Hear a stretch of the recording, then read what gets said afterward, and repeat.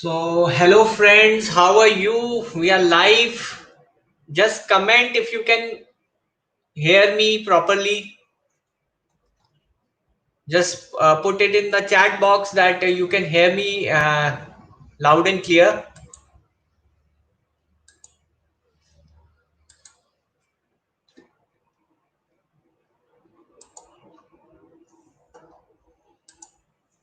So, this is my first live session in this channel, the new channel which I have started. So, I hope you are there. Can I see some comments that you are here?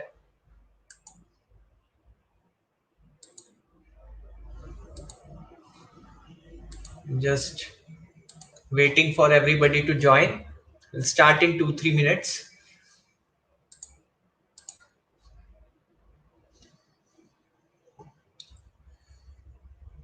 So just comment if you can hear me properly. Yeah, hi Ronak, how are you?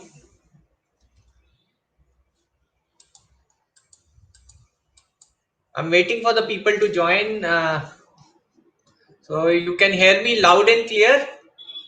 Type yes if you can hear me.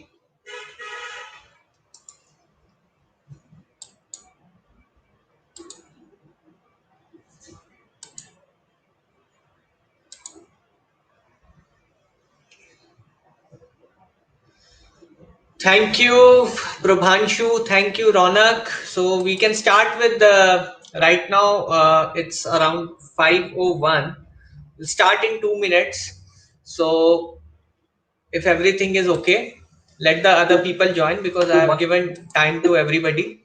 So let them join the session. All right. So, how many of you are law students or practicing advocates? Just write if you are a law student. Just write law student. If you are a practicing advocate, just write practicing advocate in the chat box.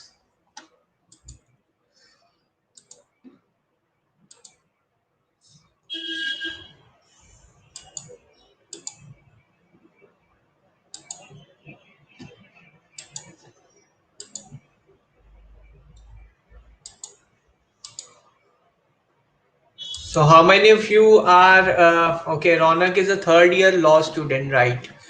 And who else? All right. Prabhanshu is a final year law student. So you, how many of you want to start with litigation? You want to start your own practice, or you want to do a job, or uh, you want to start your own practice, or you want to do a job after you graduate, and that too in litigation or in the corporate world. Just type in.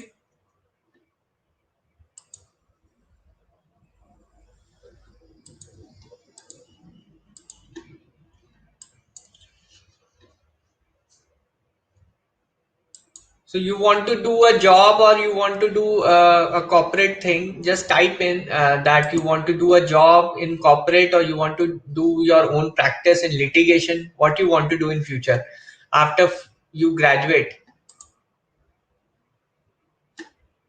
Okay, Ronak is interested in litigation. Fine. So,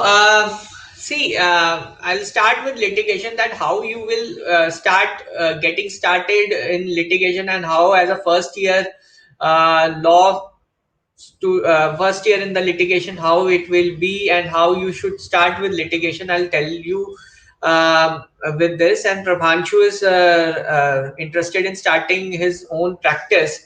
So let me start with the litigation thing. If you want to your career in litigation and you want to join the litigation as a fresher, so the basic idea is that litigation, you feel that has no money, and if you feel like this, then that's the wrong way to think or to start anything, that you don't want to join litigation just because of money and there's a less money. That's not the case here.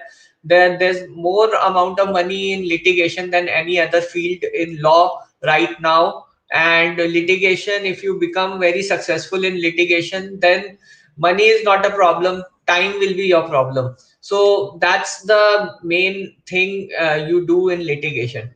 So let's start with the litigation. And in litigation, what you should do right now is you have to be interning with someone who is already in litigation.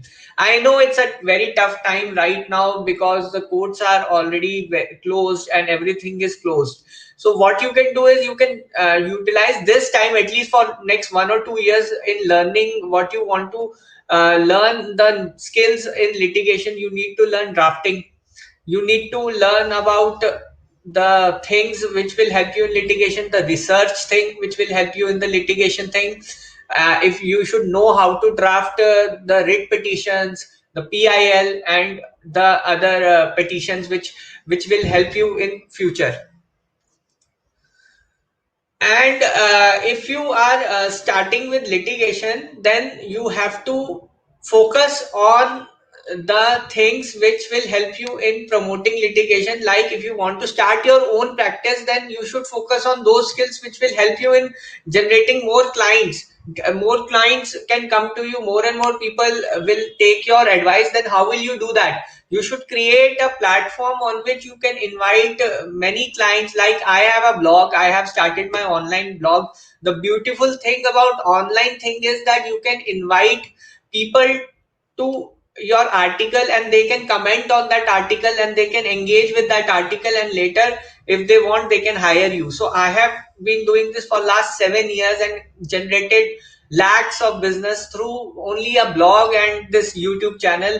So this is going well for me because I can interact with so many people with the online thing. So you have to learn about how online things work, like blogging works or the YouTube thing works, to generate new and new clients. If you are a first generation lawyer, and I want to ask how many of you are first generation lawyers? So one Bilal Nabi is asking that apart from litigation and corporate, what are the other options? So other options in law is like you can be a consultant with an in-house law firm. You can be the you can get into teaching after doing LLM. So these are all options which are open.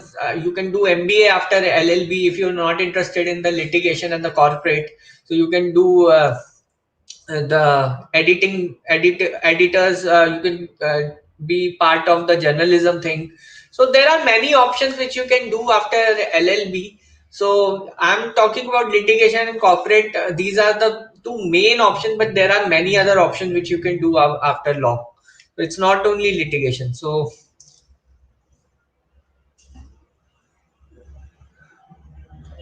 anything else you want to know about the litigation or corporate or anything else with respect to? Okay, Prabhanshu is a first generation lawyer. So being a first generation lawyer, there's a lot of hurdles which you will go through. I tell you my struggle. I'm also a first generation lawyer. I started my journey way back 7 years back. I'm basically an engineer by background and I landed up in law, and then I started my own practice and everything. So it takes lot of effort, my friends. If you are a first generation lawyers, and you should acquire skills, basically skills which can help you in your objective. First of all, you have to decide your objective. If you are in fourth year, fifth year law school, you must be confused. Type yes, you are confused right now. It's okay to be confused. If you are confused, type yes. That you want to do in next 1 year or 2 year. When you graduate, you are confused that you want to go into corporate job or you want to do litigation or something else. You are confused about that. Just type yes if you are confused. Okay, nobody is confused right now, so everybody has decided, right? I was the one who was confused, very, very much confused what to do with the. So Ronak is confused. Okay, it's good. So, anyways, it's good to be confused right now because right now is the age of confusion. And why there is a lot of confusion? It is also because of this pandemic which is going on. It has affected uh, a lot with you guys, and I know the situation is you are not getting enough practical experience, because of which you must be suffering a lot. So we can't help it, but maybe 2 or 3 months more, and we will be out of it, and we will not be able to see a third wave or anything. But the circumstances are such that yes, it's a very bad time for everybody. So don't worry, but this time will not last. But what you can do is you can utilize this time to hone your skills. You have to be, tip top with your skills. Whatever field you are deciding to go, just see what skill set it needs. If you want to get into litigation, I say I will prefer a candidate who has a very good drafting skill, who has a good oral skills, who can deal with clients. I will love that client, that person who comes to me with all these skills, and I will hire him immediately. So you have to be a very resourceful person, that how you will get to know which skills you need to be good at. You have to first intern with different law firms. I know you have interned with many, so you know what kind of work the law firm does, and you have to be very efficient in doing that work. If your law firm is very good in some research thing, then you have to take a course of research. Do good in drafting, then you do good with client dealing also. If you can generate client for the law firm, nothing like it. So think like this. Think like that you are the owner of the law firm, and how will you generate new clients for the law firm? How will you do good for the law firm? Any law firm will hire you. I assure you, how bad the economy is, it's nothing to do with the economy. It is to do with you, the skills you are doing right now. So I have some questions. Let's take.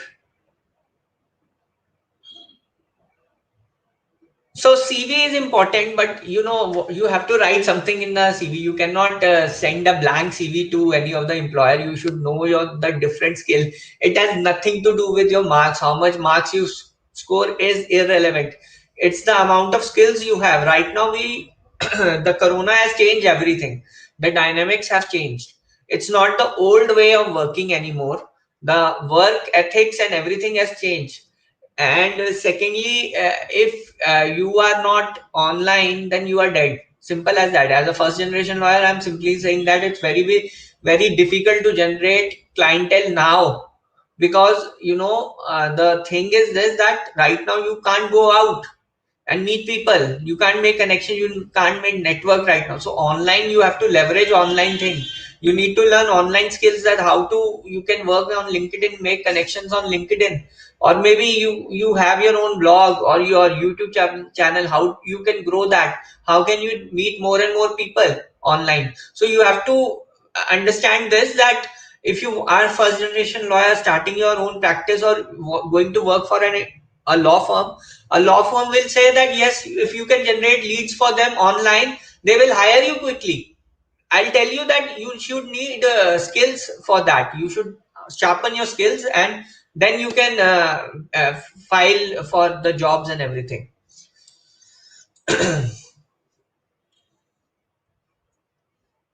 See, internships is good. It shows the work experience, but what I will look is that how much skills you have, how much you have learned. It's not that you do 10 internship and put it in the CV. That will look good, but that is not the way the employer will think. Employer will think that how much you know about the business and everything, how much you can contribute to the firm.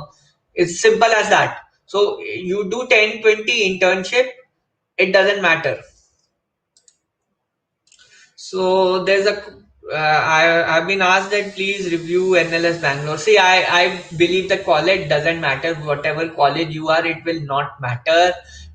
Take this NLS Bangalore. It will not have don't think that they are much privileged or you are less privileged. You have also have equal opportunity. And what we look is that if I want to hire somebody, I will see that how much he can contribute. Again, I'm repeating that how much you can contribute to my firm, how much you know, how much work you know. That is the main thing I want from you guys. So next question is, so if you have any question, just type in. I'll take one by one. Okay.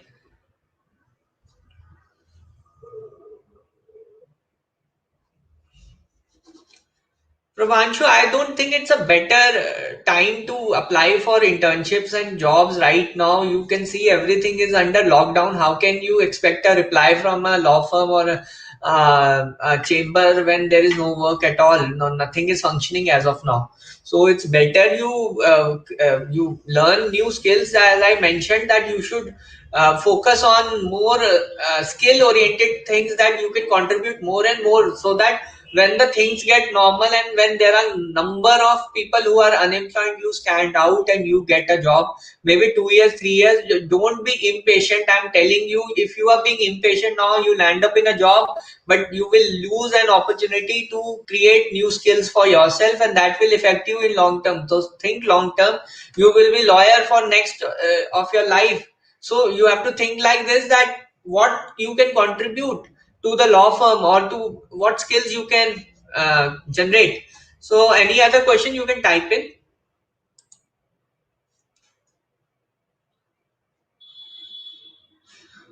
See, what I will tell you, that law school is a basic. It's a basic thing that will give you the lecture in the const this basics of the laws, constitutional laws, criminal law. Then you have this IPC, CPC. So you learn basics. Basics is important, because when you enter into legal field, you need a new mindset. That mindset is developed in a law school. So it's a very good contribution. But law school will not teach you how you will start your own practice, what other skills you need to start with the career, because only law degree will not help these days. So you have to, that is only basic. So that's the only way to start. Okay, but then if you want to grow yourself into a full-fledged lawyer, you want to be a successful in the field, so apart from law you have to learn new things. So next question I'm taking. Sir, could you suggest good sources to learn pleading in a wholesome way? So pleadings is you want to learn drafting. The best way to draft is join a chamber, get a file, read the file. That is the best way. And if there is, there is a problem with that, you can just message the lawyers, and they will be happy to send you some draft to read and everything, files to read. So you will get to know how the pleadings are drafted, and that is the best way. And what you can also do is that you have to see what facts the pleading contains, and then you can redraft that pleading again and again. So this is the way you learn. You have to learn by practice. So I was also afraid of drafting during the initial years, but then I practiced the sample drafts, and I had these sample draft. I used to study how these are drafted. I used to study the replies. I used to study the pleadings, and then only you will get to know that how it is drafted. Okay, so in law school you will having a drafting thing, that is only a basic thing. So basics are same, but then you have to, it's nothing very complicated in drafting. I used to think that there is very complicated things in drafting, so we have to learn from somewhere. So nobody will teach you drafting. You have to learn from your own, and you should read as many drafts as possible. Reading will help you. Next question. So again, Bilal, I have already answered that if you are in first year, this that is very early to learn drafting skills, because drafting will come in your final year or maybe pre-final year. But what you can do is right now, what you can do is that you can contact seniors and get the draft and read them thoroughly. Try to redraft the draft, and then you will go through, get through that. Next question. How to start thinking like a lawyer, like what steps should I take? Okay, Arush. If you want to think like a lawyer, what you have to do is you have to read a lot first. Start reading the law journals like this. See, I have a law journal.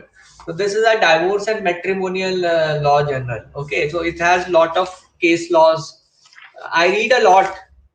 So you will learn the already held cases, that judgments, what tactics the lawyer used, what type of evidence, how it was presented, everything is there in these law journals. The more you read, the more your thinking will evolve, like how to think like a lawyer. So if you want to think, subscribe to this. You have to subscribe to lot of books, you have to buy a lot of books. So if you want to think like a lawyer, you have to be surrounded with books. So start reading all these journals and judgments. You will start loving it, and then you will start thinking like a lawyer. So what happens is, when I read something, sometimes that client comes in and same advice I give him while reading the book. So once I read the book, I get a concept and then I advise it. So I also make videos on YouTube, my other channel, Let's Speak Legal. In that also, I what I do is I read and then I blog about it. I put a video about it. So that's the way you think like a lawyer. So you have to read a lot if you want to think like a lawyer. So if there are any more questions, I'm ready to take. Okay, if there are no questions, then it's fine. What I will do is, I'm really thankful you people joined in and be a part of this. I know this there are not much large audience right now, because my channel is quite new. I just started it, so it's only 500 people in this channel. So, anyways, thank you a lot. It means a lot for me if small people joined in. So next, last question I'm ready to take, sir. Since the courts are closed and confidence in deliberation only comes when we observe senior in court any forum. See, Prabhanshu, I know that the courts are closed, but that's not be there for next 2 or 3 months maximum. I think next month it will get open. So right now through VC only you will get a chance to observe what is happening in the court. So what I would advise you one thing: if you want to know how seniors are arguing in the court, what you can do is, you can the Gujarat High Court has started this thing, online hearings, live hearings of various petitions. If you want to learn real court work, join that search on the YouTube. It is live streaming. The courts are live streaming. So join that. I think this will solve your problems. Gujarat High Court has done a really good job. And then Honorable Supreme Court is also starting this online thing. So you will be able to learn about this thing. So anyways, with this, I'll try to wrap up, and thank you for joining. If you find this discussion fruitful, just type yes, and if I will conduct more and more such events. So thank you, Prabhanshu. Thanks for joining in.